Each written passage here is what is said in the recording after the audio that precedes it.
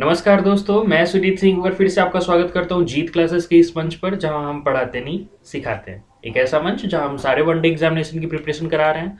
मैं सुजीत सिंह आपका GK GS special portion cover कर रहा हूं with a special method, topic based practice question method. इसका एक तरीका ये है कि आप क्वेश्चंस पढ़िए, क्वेश्चंस से चारों ऑप्शन क्लियर करिए और चारों ऑप्शन का एनालिसिस करिए, जिसकी वजह से ना सिर्फ वो क्वेश्चन तैयार हो बल्कि उससे रिलेटेड चारों ऑप्शन भी तैयार हो जाए। ठीक है, यानी एक क्वेश्चन में आप 5 क्वेश्चन पढ़ रहे हैं। ठीक है, तो बेहतर होगा आप एनालिसिस को पूरा ध्यान से सुने without skip a second of a video. ठीक है, चलिए तो हम शुरू करते हैं। Set number 18। उसके बीच में मैं अगर बता दूं कि आप अगर जीत क्लासेस पे नए हैं, अगर आप हमें सब्सक्राइब अभी तक नहीं किया है तो आप हमें यूट्यूब पे जाके सब्सक्राइब बटन क्लिक करिए और हमें सब्सक्राइब करिए। साथ ही साथ अगर आप हमें फेसबुक पेज पे भी फॉलो करना चाहते हैं तो डायरेक्ट लिखिए www.facebook.com/लक्ष्य जीत जाने की, या हमारे डिस्क्रिप्शन बॉक्स में हमने यूट्यूब का और जीत क्लासेस के पेज का, फेसबुक पेज का प्लस व्हाट्सएप ग्रुप का हमने लिंक प्रोवाइड कर दिया है। वहां से जाके हमें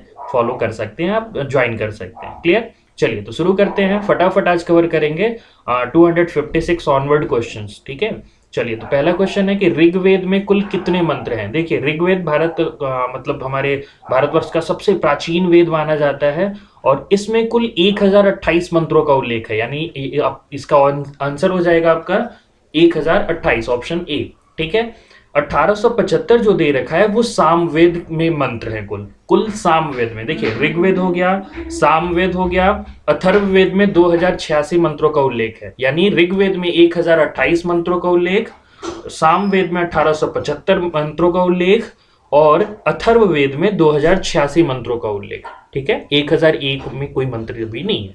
ऋग्वेद सबसे प्राचीन वेद प्लस ऋग्वेद में 1028 मंत्र, 10 मंडल हैं ऋग्वेद में। और याद रखिएगा कि बहुत अच्छा क्वेश्चन पूछा जाता है कि ऋग्वेद में जो सबसे ज्यादा बार किन देवता के संबंध में मंत्रों का वो उल्लेखित है। ठीक है ना, तो सबसे ज्यादा बार इंद्र देवता के संबंध में मंत्रों का उल्लेख किया गया है, 250 बार। क्लियर, जबकि अग्नि देवता के संबंध में 200 मंत्रों का उल्लेख किया गया है। ठीक, चलिए बढ़ते हैं अगले क्वेश्चन की तरफ। तो अगला क्वेश्चन है कि सबसे पहले किस देश ने वोटिंग करने के अधिकार को पुरुष एवं महिला के लिए समान अधिकार बताया। ठीक है, यानी ध्यान दीजिएगा, पूछ रहा है कि सबसे पहले पुरुष एवं महिला के लिए समान अधिकार है वोट करना, ये किस देश ने लागू किया था। तो ये लागू करने वाला देश था न्यूजीलैंड। ठीक है, न्यूजीलैंड ने 1893 ईस्वी में पहली बार इसको अपने देश में लीगल तौर पे इसको इंट्रोड्यूस किया कि हाँ, पुरुष और महिला दोनों वोट कर सकते हैं। क्लियर, इसके लिए बहुत सारे राइट भी हुए, बहुत सारे धरना प्रदर्शन हुए थे। ठीक है, भारत में इसका जो वोटिंग करने का अधिकार है दोनों को, वो 1919 में मॉन्टेग्यू चेम्सफोर्ड अधिनियम, आपको याद होगा, उसके तहत मिला था भारत में कि वोटिंग करने के अधिकार पुरुष और महिला के लिए समान बताया गया था। क्लियर, तो भारत में मॉन्टेग्यू चेम्सफोर्ड 1919 अधिनियम, ध्यान रखिएगा, मॉन्टेग्यू चेम्सफोर्ड अधिनियम आ रहा है तो याद रखिए 1909 में क्या आया था, तो मार्ले मिंटो अधिनियम। ठीक है ना, मार्ले मिंटो रिफॉर्म, और इन 1919 मॉन्टेग्यू चेम्सफोर्ड रिफॉर्म आया था। क्लियर, दो रिफॉर्म बहुत पूछे जाते हैं। चलिए, You may follow on YouTube, Facebook and WhatsApp. Links are provided in description box. चलिए बढ़ते हैं अगले प्रश्न की तरफ। तो अगला प्रश्न कह रहा है कि जिंदा पीर किस मुगल शासक को कहा जाता था। ठीक है, यानी ये क्वेश्चन गांव से हो गया, हिस्ट्री क्वेश्चन से हो गया, हिस्ट्री पोर्शन से, कि which Mughal emperor is also known as living saint. ठीक है, देखिए लिविंग सेंट के नाम से, यानी जो क्या करता हो, लिविंग सेंट, जिंदा पीर का मतलब क्या होता है, तो जिंदा पीर का मतलब होता है जो रहता हो बहुत सादगी से रहता हो। ठीक है, संत कैसे रहते हैं, ठीक है, जो संत होते हैं या पीर होते हैं वो कैसे रहते हैं, बिल्कुल सादगी से रहते हैं। तो बिल्कुल सादगी से रहने वाला औरंगजेब था। ठीक है, तो इसलिए उनको क्या कहा जाता था, due to his living simplicity. ठीक है, इसलिए उनको लिविंग सेंट बोला जाता था, यानी औरंगजेब को जिंदा पीर कहा जाता था। ठीक है, तो इसलिए याद रखिएगा कि औरंगजेब ही जिंदा पीर थे। ठीक, मुगल शासक कब से स्टार्ट हुआ, मुगल एम्परर, मुगल को खोज करने वाला कौन था, तो बाबर। कब, 1526 ईस्वी में। ठीक है, याद रखिएगा इसको। 1526 में क्या हुआ था, बैटल ऑफ पानीपत। क्लियर, चलिए बढ़ते हैं अगले प्रश्न की तरफ।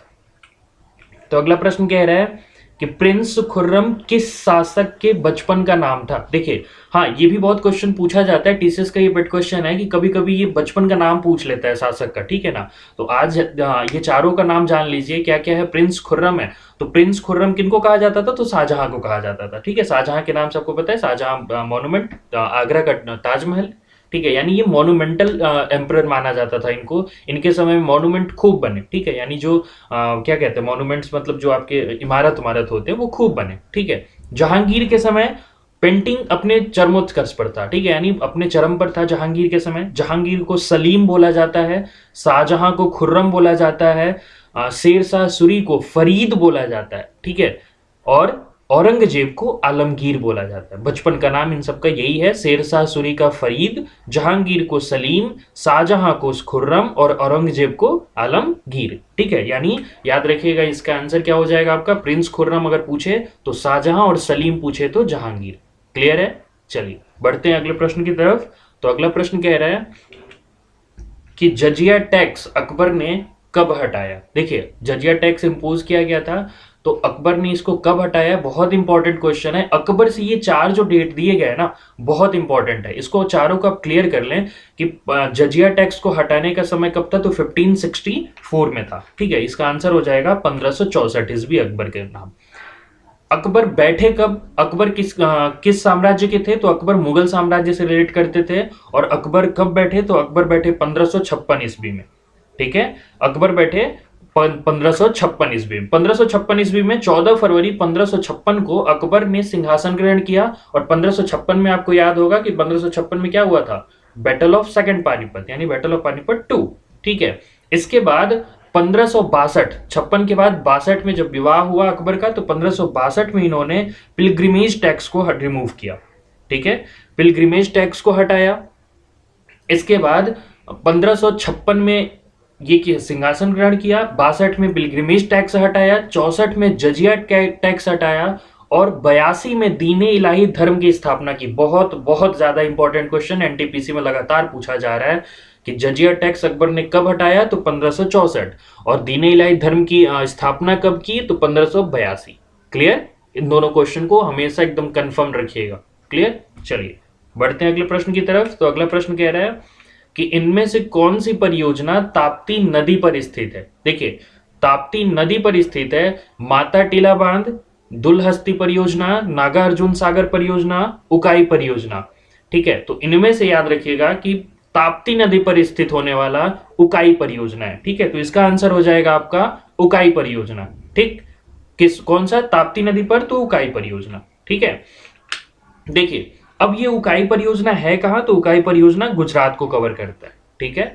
माता टीला बांध पे याद रखिएगा, माता टीला बांध कहां है, किस नदी पर है, तो ये है आपका बेतवा नदी पर। माता का बेट, मैंने पिछले भी क्वेश्चन में बताया था कि माता का बेत जो होता है वो कहीं ना कहीं हमारे लिए फायदेमंद साबित होता है। बचपन में पड़ी हुई मार माता के द्वारा हमें फायदा करता है, ठीक है। तो माता जब भी आएगा तो इससे कोरिलेट कर लीजिएगा कि माता टीला का बेत से, यानी बेतवा नदी पर। दुलहस्ती, देखिए किसी की हस्ती कब बनती है, जब वो बहुत झेलता है, ठीक है, यानी बहुत स्ट्रगल करता है।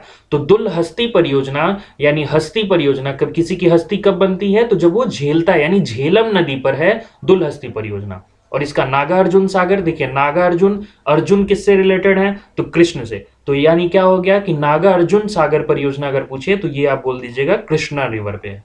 क्लियर है। उकाई परियोजना याद करने के लिए, देखिए उकाई को अगर उकाई बोला जाए, उकाई कहते हैं ना कि समथिंग वोमिट लाइक, ठीक है। जब वोमिट होता है तो बोलते हैं ना हिंदी भोजपुरी खड़ी बोली में कि क्या उकाई हो रहा है क्या, ठीक है। तो इन द सेंस कि उकाई जब अगर आए, यानी उकाई आए, तो आप इससे कोरिलेट कर लीजिएगा उकाई कब आती है। उकाई कब आता है, जब आप एक्सेस खा लेते हैं, यानी तृप्त हो जाते हैं भोजन से, और फिर उसके बाद आप जबरदस्ती का क्या करते हैं, खा रहे होते हैं। यानी ताप्ती नदी से तृप्त भोजन, ताप्ती नदी, ठीक है। कुछ हल्का कोरिलेट करना है आपको, तो ताप्ती नदी पर उकाई परियोजना है। क्लियर। चलिए बढ़ते हैं अगले प्रश्न की तरफ।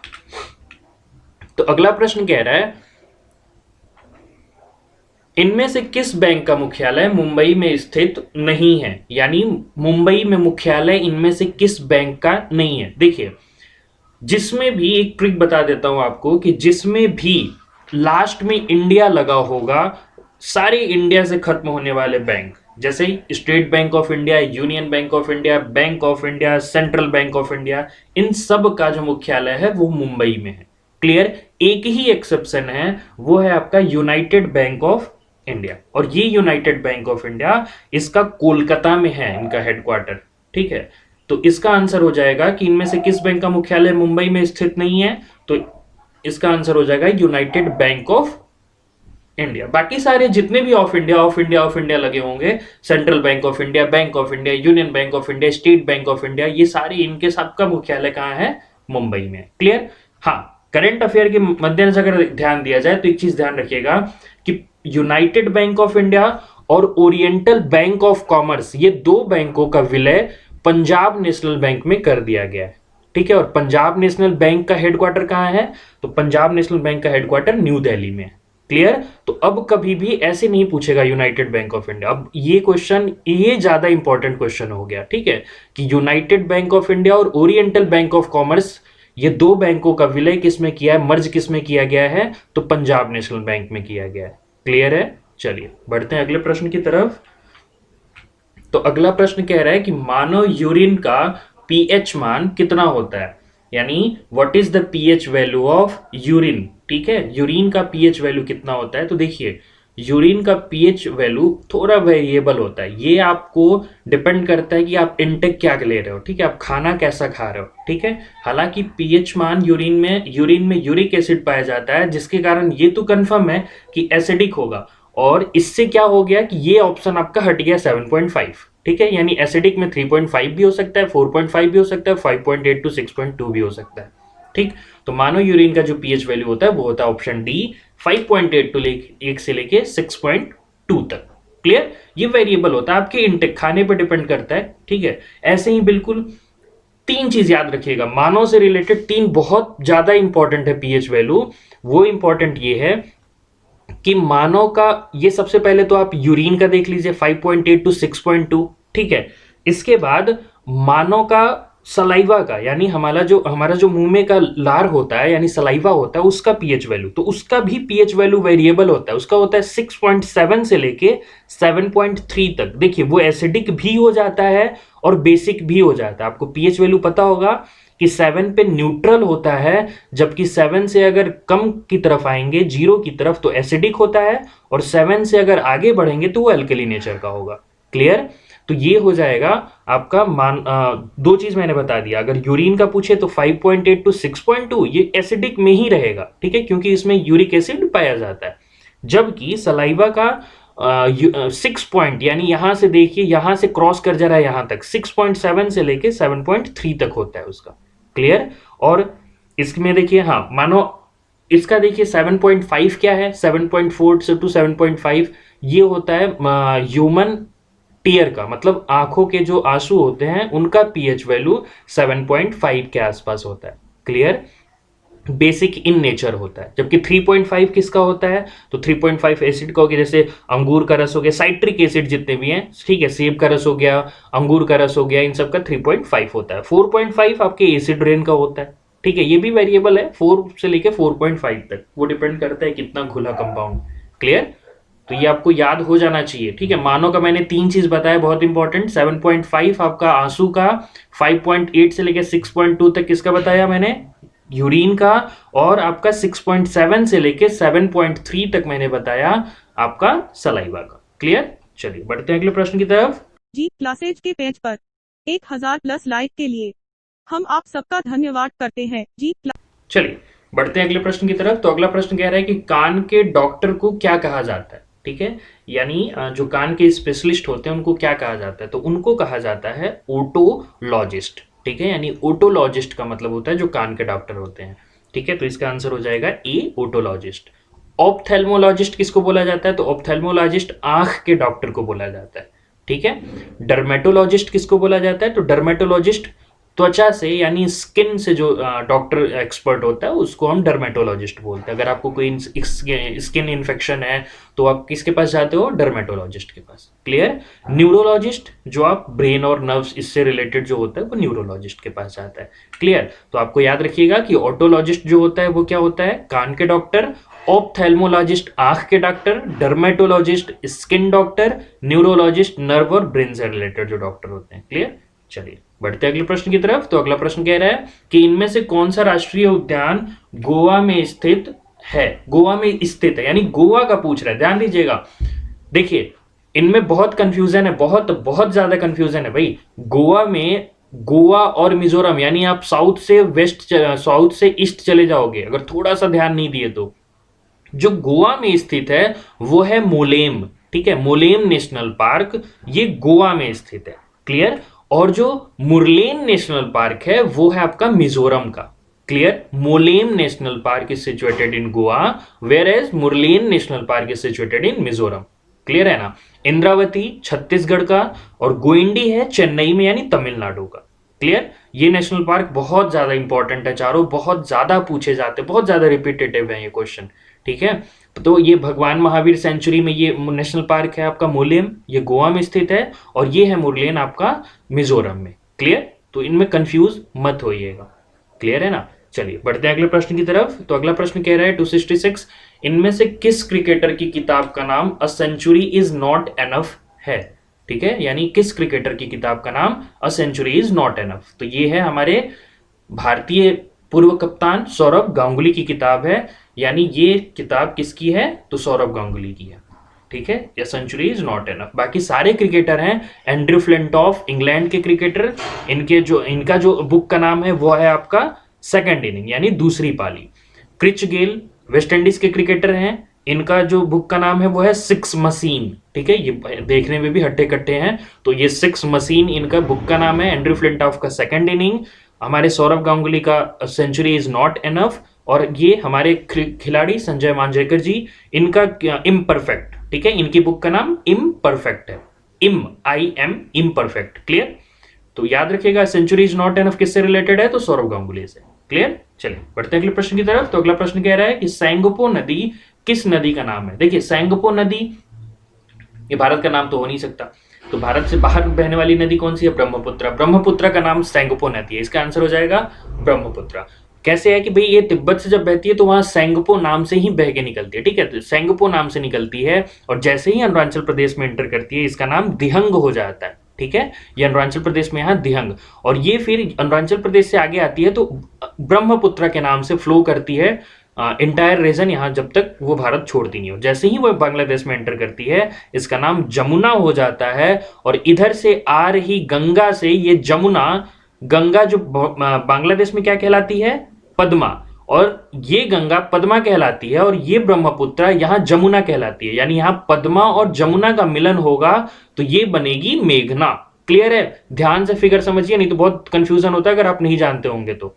ठीक है, सैंगपो एक बार फिर से क्लियर करता हूं, सैंगपो रिवर से के नाम से ब्रह्मपुत्र निकलती है तिब्बत के। ठीक है, तिब्बत से अरुणाचल प्रदेश में दिहंग नाम से एंटर करती है, ब्रह्मपुत्र के नाम से असम में चलती है, और ये असम से जैसे ही लीव करती है, जैसे ही बांग्लादेश में एंटर करती है, इसका नाम जमुना हो जाता है, नॉट यमुना। ओके, जमुना, जमुना है इसका नाम, यमुना नहीं। जमुना के नाम से आगे बढ़ती है बांग्लादेश में, और इधर से गंगा नदी जब यहाँ बांग्लादेश में एंटर करती है तो इसका नाम हो जाता है पद्मा। तो जमुना और पद्मा मिलके आगे ये जो बहती हैं वो होती है मेघना नदी। क्लियर? तो सैंगपो नदी किस नदी का नाम है? ब्रह्मपुत्र नदी। क्लियर? चलिए बढ़ते हैं अगले प्रश्न की तरफ। तो अगला प्रश्न कह रहा है कूका विद्रोह कहां हुआ था? देखिए कूका, कूकी दो नाम है। एक कूका जो है ये विद्रोह ये आपका पंजाब का है। ठीक है, तो कूका है कहां का? पंजाब का। इसमें लीड रोल किसने प्ले किया था? तो गुरु राम सिंह ने प्ले किया था। क्लियर? तो गुरु राम सिंह का कूका विद्रोह जो 1872 में हुआ था ये पंजाब से रिलेटेड है, जबकि कूकी विद्रोह जो है ये जनजातीय आंदोलन है और ये मणिपुर से रिलेटेड है। देखिए दोनों ऑप्शन है, पंजाब में कूका और कूकी मणिपुर में। ठीक है, उत्तर प्रदेश में बात करें तो उत्तर प्रदेश में जो आंदोलन हुआ था वो एका, हाँ एका है, एका किसान आंदोलन है। ठीक है, और उड़ीसा में जो हुआ था वो पाइक और खोंद नाम से हुआ था वहां का आंदोलन। ठीक है, किसान और जनजातीय आंदोलन बहुत पूछे जा रहे हैं आजकल एसएससी के एग्जामिनेशन में या वनडे एग्जामिनेशन में कह लीजिए। तो कुका पंजाब, कुकी मणिपुर, एका उत्तर प्रदेश, उड़ीसा में खोंद पाइक। ठीक है, चलिए बढ़ते हैं अगले प्रश्न की तरफ। अगला प्रश्न कह रहा है कि निम्न में से कौन यूनाइटेड नेशन के यानी संयुक्त राष्ट्र के 5 स्थायी सदस्यों में शामिल नहीं है। देखिए, स्थायी सदस्य 5 है और अस्थायी 10 है। ठीक है, 5 स्थायी सदस्यों में इसमें कौन सा शामिल नहीं है? तो इसमें शामिल नहीं है आपका कनाडा। ठीक है, इसमें शामिल नहीं है आपका कनाडा। क्यों? क्योंकि अमेरिका, फ्रांस, रूस, ठीक है, चाइना और ब्रिटेन, ये 5 स्थायी सदस्य हैं। ठीक है ना, मैंने क्या बताया? फुकरू, FUCRU, ये ट्रिक याद रखिएगा, ये 5 स्थायी सदस्यों का। ठीक है, कौन कौन? फुकरू, FUCRU, F से फ्रांस, U से USA, C से चाइना, R से रसिया, U से UK यानी ब्रिटेन। ठीक है, ये 5 क्या हैं? स्थायी सदस्य हैं। जबकि अगर बात करें लैंग्वेज की, जो ऑफिशियल लैंग्वेज है यूनाइटेड नेशन की, तो वो 6 हैं। उसमें सुपर फास्ट रेस ट्रिक याद रखिएगा, मैं ट्रिक बता दूंगा आपको फिर से, अगर ये क्वेश्चन आएगा तो लिख के बता दूंगा ताकि आपको याद हो जाए। ठीक है, स्पेनिश है, इसमें लिखा हुआ है, आप ध्यान से जूम करके देखेंगे तो समझ में आएगा। स्पेनिश है, ठीक है, फिर फ्रेंच है, फिर रूस है, फिर अरबी है, फिर चाइनीज है, फिर इंग्लिश है। क्लियर? तो ये SF रेस के नाम से इसका ये आधिकारिक भाषाएं हो जाएंगी और फुकरू के नाम से स्थायी सदस्य के नाम हो जाएगा। क्लियर? चलिए बढ़ते हैं लास्ट क्वेश्चन की तरफ वीडियो के। तो आज का लास्ट क्वेश्चन है हमारा कि स्मोक एंड डस्ट किसका उदाहरण है? यानी smoke and dust are the example of which of these? क्या गैस का, या फोम का, या इमल्सन का, या एरोसोल का? ठीक है, तो देखिए, इसको स्मोक और डस्ट हम ऐसे यूजुअली तो बोल देते हैं, बट केमिस्ट्री में इनका डिफरेंशिएशन होता है। ठीक है, गैस नहीं होती ये, ठीक है, ये फोम भी नहीं होती, ये इमल्सन भी नहीं होती, ये होते हैं एरोसोल। अब एरोसोल होता क्या है? तो एरोसोल होता है सॉलिड या लिक्विड का गैस में मिल जाना। ध्यान रखिएगा, यानी कोई सॉलिड पार्टिकल हो, कोई लिक्विड पार्टिकल हो, उसका गैस में मिल जाना ही क्या कहलाता है? एरोसोल, या इसको बोलते हैं सॉलिड एरोसोल या लिक्विड एरोसोल। क्लियर? मैंने क्या बताया, ध्यान से समझिए। जब गैस का गैस में मिक्स होता है तो गैस ही रहता है। फोम क्या होता है? गैस का लिक्विड में मिलना, यानी कोई गैस हो उसको लिक्विड में मिला, जैसे कोल्ड ड्रिंक में हम मिलाते हैं ना, वो होता है फोम। क्लियर? इमल्सन क्या होता है? लिक्विड का लिक्विड में मिलना, केमिस्ट्री के टर्म में इमल्सन बोला जाता है। ठीक है, जैसे अल्कोहल में हम क्या, शराब में क्या करते हैं? शराब में पानी डालते हैं, तो लिक्विड में लिक्विड मिलाते हैं। क्लियर? तो वो होता है इमल्सन। और एरोसोल जो होता है वो होता है सॉलिड का गैस में मिलना या लिक्विड का गैस में मिलना, इसको कहते हैं एरोसोल। क्लियर? तो ये हो जाता है आपका, जैसे स्मोक है, डस्ट है, ठीक है, क्लाउड है, फॉग है, ये सब एरोसोल के एग्जाम्पल हैं। क्लियर है? बेहतर समझ लीजिएगा, क्लाउड, फॉग, स्मोक, डस्ट। ठीक है, सॉलिड इन गैस का पूछे तो आप बोलोगे स्मोक और डस्ट है एरोसोल, ही सॉलिड एरोसोल के एग्जांपल। और लिक्विड एरोसोल का, यानी लिक्विड का गैस में मिलना, वो होता है क्लाउड और फॉग। ठीक है, चलिए बढ़ते हैं। चलिए फिर ये हो गया लास्ट क्वेश्चन हमारा आज के वीडियो का। आई होप सो कि आपको ये वीडियो क्या सीरीज पसंद आया होगा।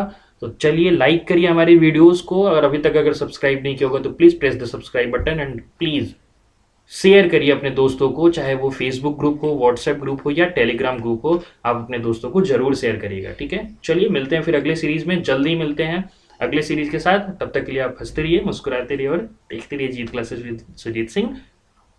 धन्यवाद, नमस्ते।